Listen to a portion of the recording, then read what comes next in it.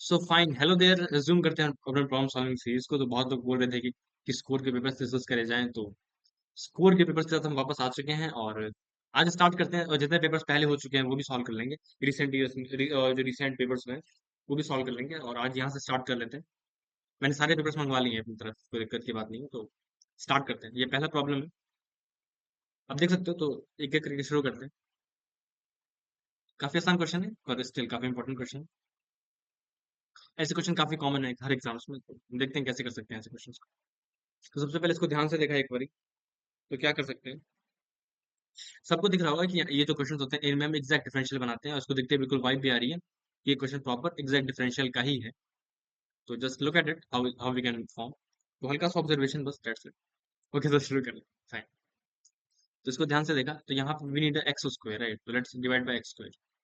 Late me write the proper question as well. ठीक है, तो ये हो जाएगा cos y over X into X D Y plus Y D X is equal to Y sine y over X into X D Y minus Y D X divided over X square into X square. ठीक है, तो अब इसको ध्यान से देखा, इस factor को, ये चैम क्या हो जाएगा? Differential of Y over X. यहाँ दोनों साइड से तुमने एक एक एक्स कैंसिल कर दिया, तो यहाँ पे क्या बचेगा? Over x cos y over x differential of x into y is equal to x into y. एक एक्स कैंसिल हो गया, तो यहाँ पे क्या बचेगा? उसको लिख दिया एक्स इंटू एक्स। कैंसिल हो गया, बचा एक्स इंटू वाई। यहाँ पे बचेगा साइन वाई ओवर एक्स। अब बस एक step, one step more, d of x y over x y is equal to differential of Y over x sine y over x upon cos y over x हो जाएगा tan y over x. Comfortable, let's integrate again. तो यहाँ पे क्या हो जाएगा? ये हो जाएगा l n of x y is equal to, ये हो जाएगा l n sec y over x, तो कि टेन यू डी यू, तो that will be plus ln c। तो x y is equal to c sec y over x. Comfortable? ये final solution आ रहा है। अब देख लेते हैं जो कंडीशन गिवन है। Y one equal to 2 pi, तो एक्स को डाल दिया 1, वाई को डाल दिया 2 पाई। तो यहाँ पे हो जाएगा 2 pi into 1 is equal to c into sec 2 pi. यहाँ से सी की वैल्यू आ जाएगी 2 पाई के इक्वल। यहाँ से क्या हो जाएगा? X into y is equal to 2 pi sec y over x. 2 pi sec y over x. हमें क्या निकालना है वो देख लिया एक बार। हमें निकालना है 4 y 4 by pi cos y 4 by. ठीक है, नोट कर लिया। यहाँ पे क्या लिखना है? y 4 by pi cos y 4 over 4। ये आर्गुमेंट में है और ये 4 है। 4 y 4 बाय पाई और cos y 4 बाय 4। ठीक है, तो यहाँ से क्या हो जाएगा? एक बार यहाँ पे x को डाल दिया 4, तो जो हो जाएगा 4 into y 4 is equal to 2 pi into sec y 4 over 4। That implies, यहाँ से हो जाएगा y 4 ओवर, इसको इसे कैंसिल कर दिया, 2 इसको कैंसिल कर दिया, तो ये हो जाएगा 2 over pi into cos y 4 over 4 is equal to 1। 2 y 4 cos y 4 over 4 is equal to 1। तो इसको दोनों से 2 से मल्टीप्लाई कर दिया, तो इसकी जो वैल्यू है ओवरऑल कितनी आ जाएगी? 4 y 4 by pi cos y 4 by 4, value कितनी आ जाएगी? 2 आ जाएगी। ठीक है, तो finally the answer is problem is 2। आगे बढ़ते हैं, एक बार मैं चेक भी कर लेता हूँ। ठीक है, ठीक है, फाइन, आगे बढ़ते हैं। मुझे कैसा लग रहा है, मैंने कुछ गड़बड़ शायद कर दी है। 4 into y 4 is equal to 2 pi. ठीक है, तो 2 by pi y 4 cos y 4 is equal to 1। नहीं, ठीक है, बढ़िया, कोई दिक्कत नहीं, आगे बढ़ते हैं। और ये क्वेश्चन देखते हैं, ये काफी अच्छा क्वेश्चन, ये भी एक क्वेश्चन, इसको देखा एक बार। अच्छा, बाकी भी देखते हैं, पहले इसको कर लिया एक बार।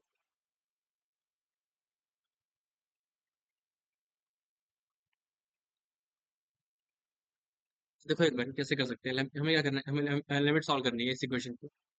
ठीक है। तो देखो एक बार, एक चीज है, ये क्या है, मतलब थोड़ा सा जो एक्स है वो 0 से 1 के बीच में दे रखा है।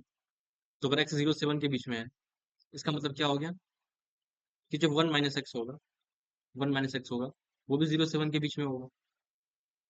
और इसका मतलब जो टेन के अंदर जो आर्गूमेंट जा रहा है, इसको तुमने पाई बाई फोर और मल्टीप्लाई कर दिया, तो इसका मतलब पाई/4 इंटू 1 - x जो होगा, ये 0 से पाई/4 के बीच में होगा। तो इसका tan पाई/4 अगर तुम 10 ले लोगे तो क्या हो जाएगा, tan पाई/4 1 - x जो होगा, ये तुम्हारा 0 से 1 के बीच में लाई करेगा। ठीक है। तो अब तुम एक चीज नोटिस करो, ये जो चीज है ये ओवरऑल एक फ्रैक्शन रहने वाली है। जब x 0 से 1 लाई करने वाला है तो एफ एक्स के इक्वल है जो कि, तो ये ओवरऑल एक फ्रैक्शन रहने वाली है और इसकी पावर इन्फिनिटी। इसका मतलब ये क्वांटिटी जीरो को टेंड करेगी। ठीक है, तो ये क्वांटिटी जीरो को टेंड कर रही है, तो उसको जीरो जीरो से रिप्लेस कर दिया। तो क्या बचेगा, 1 + 1/n⁴ 2nx - 1 डिवाइडेड बाय, ये हो जाएगा तुम्हारा साइन एक्स, जो ये तो जीरो हो गया, अपॉन 1 × 1, और लिमिट टेंड्स टू इन्फिनिटी। तुमको इसके लिए सॉल्व करना है और इस फंक्शन की लिमिट लेनी है फर्दर। तो इसका मतलब ये जो फंक्शन निकल के आएगा इसकी लिमिट लेनी है x टेंस टू 0 प्लस पे। ठीक है। तो एक चीज नोटिस करो क्या कर सकते हैं हम, इस स्टेप में सॉल्व करने का एक ही तरीका है कि हम क्या करें मतलब कि इसको ऐसे लिख लें, e की power ln of 1 + 1/n 2nx - 1 over sine x, और लिमिट ले लें n टेंस टू इन्फिनिटी, और बाद में फिर लिमिट लगा देंगे x टेंस टू 0, 0 + 2। ठीक है, यही तरीका है, that would be better. So ये करते हैं, लिखा एक बार, ये हो जाएगा limit n tends to infinity, ये 2nx आगे जंप कर जाएगा, ये हो जाएगा e की power 2nx ln of 1 + 1/n -1 over sine x, और उसके बाद limit x tends to 0 plus. ठीक है, कंफर्टेबल।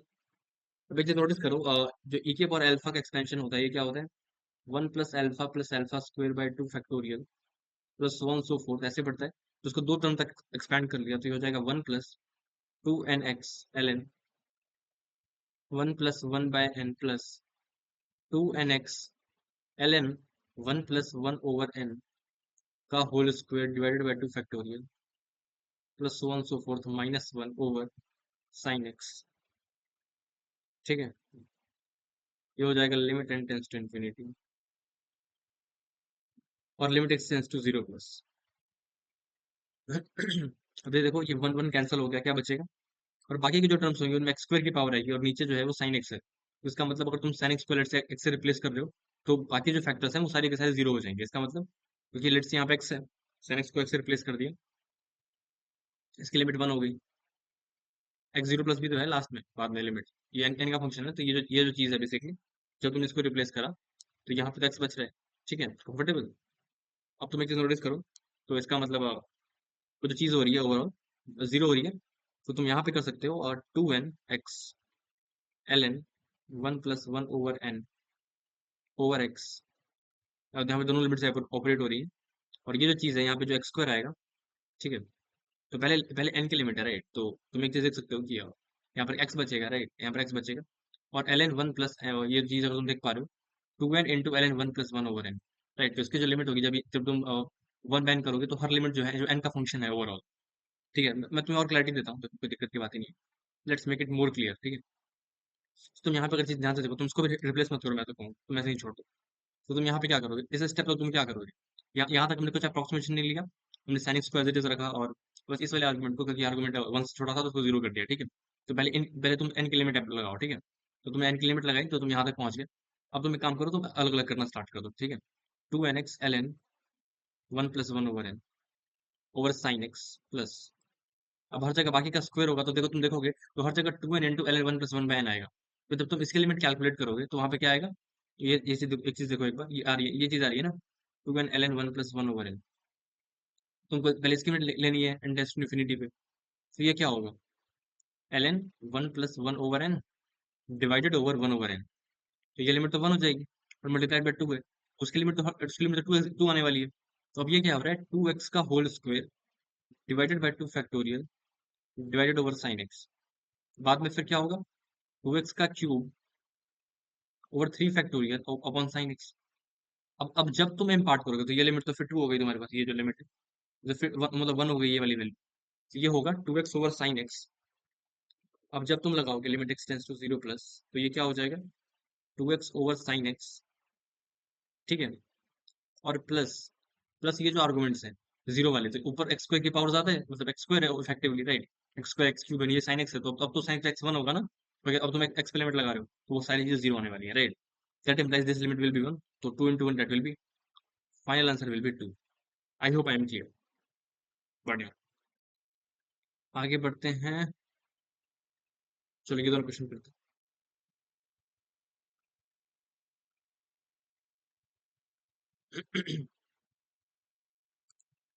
तो देखा ये क्वेश्चन अगर करने का सोचा, लेकिन काफी आसान है। तुम देखो ऊपर नीचे डिवाइड कर लो तुम किससे, एन स्क्वायर से, तो क्या हो जाएगा 1/n divided by 2 + 3 n over k, sorry k over n plus k over n का होल स्क्वायर। तो ये हो जाएगा sigma k is equal to 1 to 2n, और लिमिटेड टेंस टू इन्फिनिटी। तो इस स्टेप पे क्या हो जाएगा तुम्हारे पास, ये हो जाएगा dx over X square plus 3x + 2, ठीक है। और ये लिमिट हो जाएगी, x की वैल्यू पहले 0 है और बाद में 2 है, 0 से लेकर 2 के बीच में, ठीक है।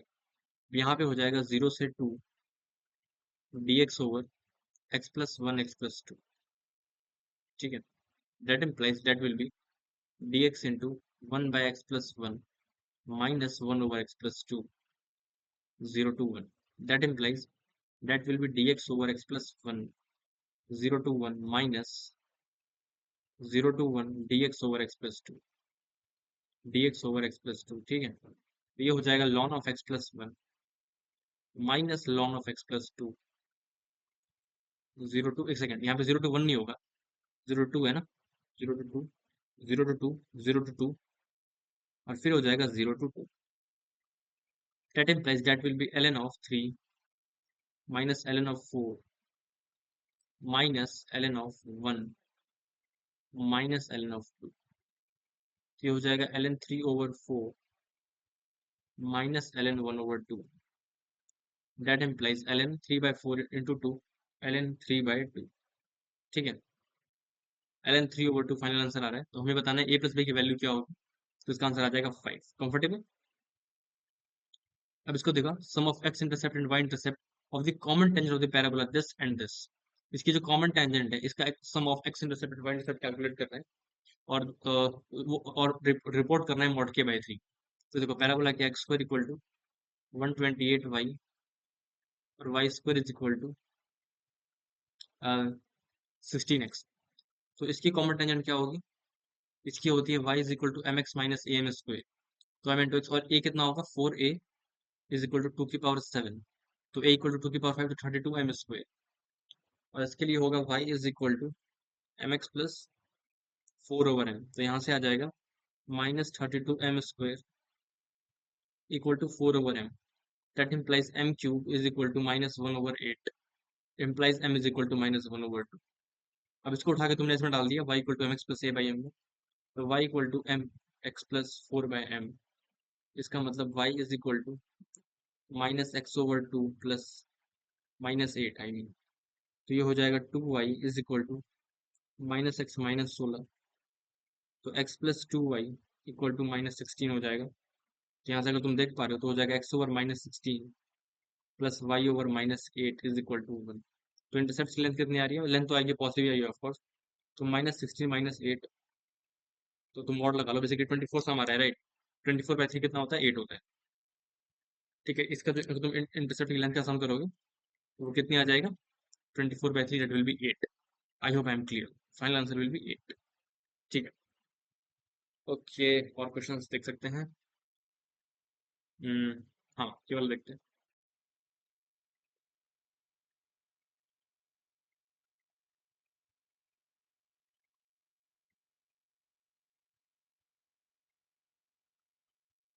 सबसे पहले देखा क्या बोल रहे हैं, the chord of the hyperbola this touches the parabola this, the locus of midpoint will be, ठीक।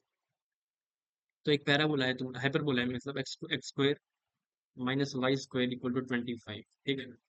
इसके कॉर्ड्स हमने ड्रॉ करे, और उसके जो कॉर्ड, ये जो कॉर्ड है वो टच कर रहा है पैराबोला को, और वो पैराबोला है तुम्हारा वाई स्क्वायर इक्वल टू कितना है, y square equal to 20 × x, ठीक है। इसका मिडपॉइंट हमने मान लिया एच कॉमा के, ठीक है। तो ये जो चीज़ है, ये जो है पैराबोला है, इसका जो मिड पॉइंट है बेसिकली, तुम इसकी इक्वेशन लिखोगे इस लाइन की, तो वो होगा, लिखेंगे हम t equal to s one से, ठीक है। और इसमें इम्पार्ट करते हैं कंडीशन कि वो उसको टेंजेंट है, तो हमने इसको लिखा, तो क्या होगा, एक्स इंटू एच माइनस के इंटू वाई माइनस 25, ये टी की वैल्यू होगी, और इस वन क्या करेंगे, इस पॉइंट को हम उसमें सब्सटीट्यूट कर देंगे, तो x H square minus k square minus 25, ये जो वैल्यू आ रही है कितनी आ रही है, x h minus k y is equal to h square minus k square, और ये जो लाइन है, ये इस पैराबोला को टेंजेंट भी है, इसका मतलब y is equal to m x plus 5/m, and this line should be identical lines, ये इसको टेंजेंट भी है, तो शुड बी आइडेंटिकल, ये हम कह सकते हैं। तो यहाँ से क्या होगा, एक मिनट रुको, यहाँ से what we can say actually is, देखो एक बारी इसको इस फॉर्म में लिखा है एक्चुअली, पहली बात तो x h k y is equal to x h minus h square minus k square, ठीक है।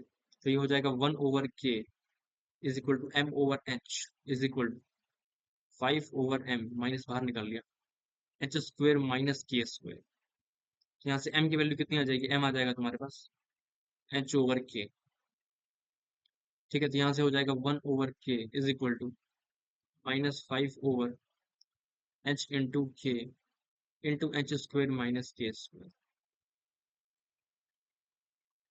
-5kh is equal to h³ minus h k square, तो यहाँ से हो जाएगा h² -5hk is equal to h³, यहाँ से तुम के बाहर निकाल लो, एक सेकंड रुक जाओ,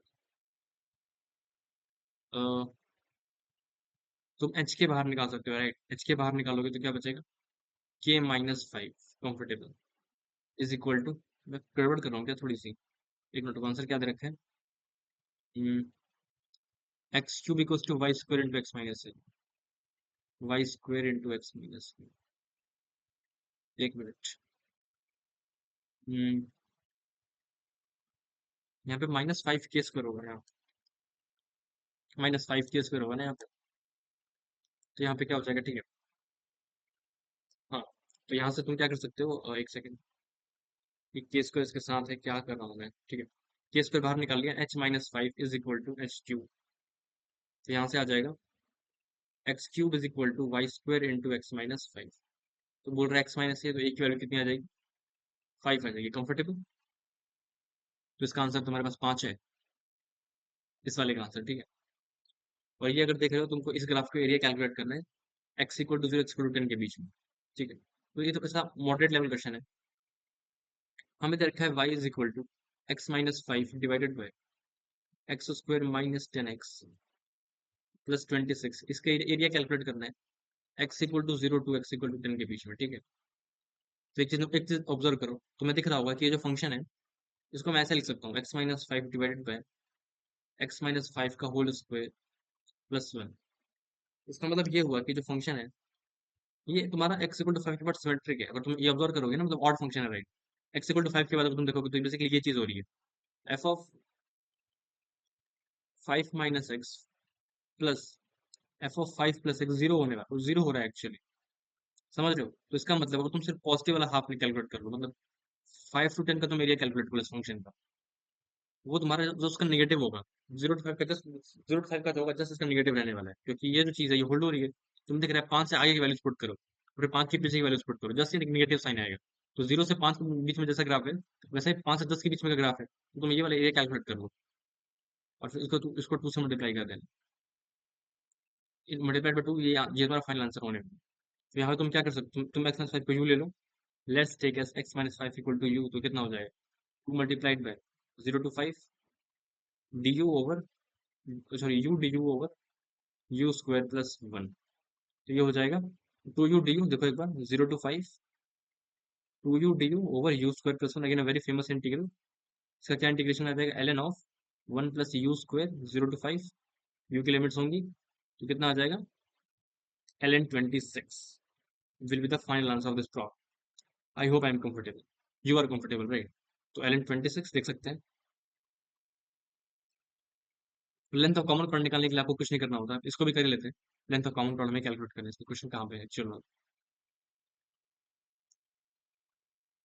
ये कर लिया। हाँ, तो देखो लेंथ ऑफ कॉमन प्लॉट निकालने के लिए क्या करते हैं, अगर तुम दोनों को सब्ट्रैक्ट कर दोगे, इसका मतलब ऐसे ऐसे सर्कल्स होने वाले हैं, तुमने क्या करा, दोनों को सब्ट्रैक्ट कर दिया, तो तुम्हारे पास इस सर्कल की इक्वेशन आ जाएगी, ठीक है। तो इस सर्कल की, सॉरी, इस बेसिकली ये क्या होता है, रेडिकल एक्सिस होता है। रेडिकल एक्सिस की इक्वेशन कैसे निकालते हैं हम, जब जब सर्कल्स इंटरसेक्ट कर रहे होते हैं, तो रेडिकल एक्सिस जो होती है वो कॉमन कॉर्ड हो जाती है।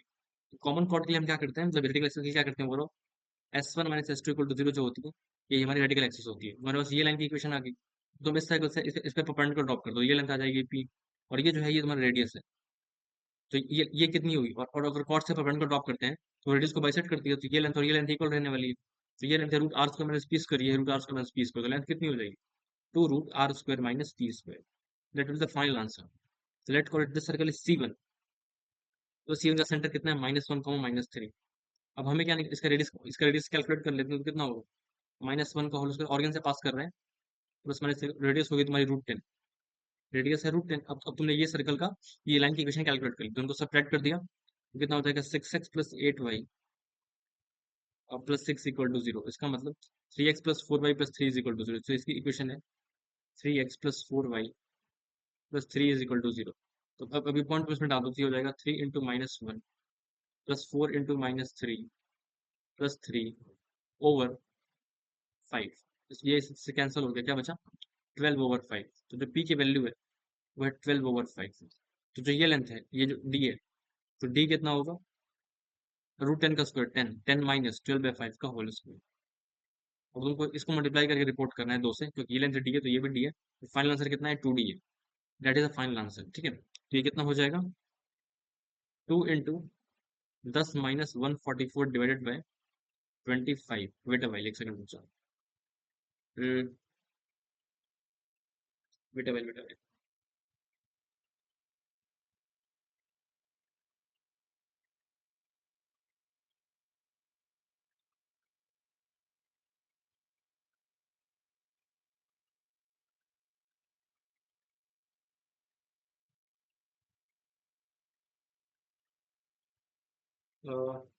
3 मिनट।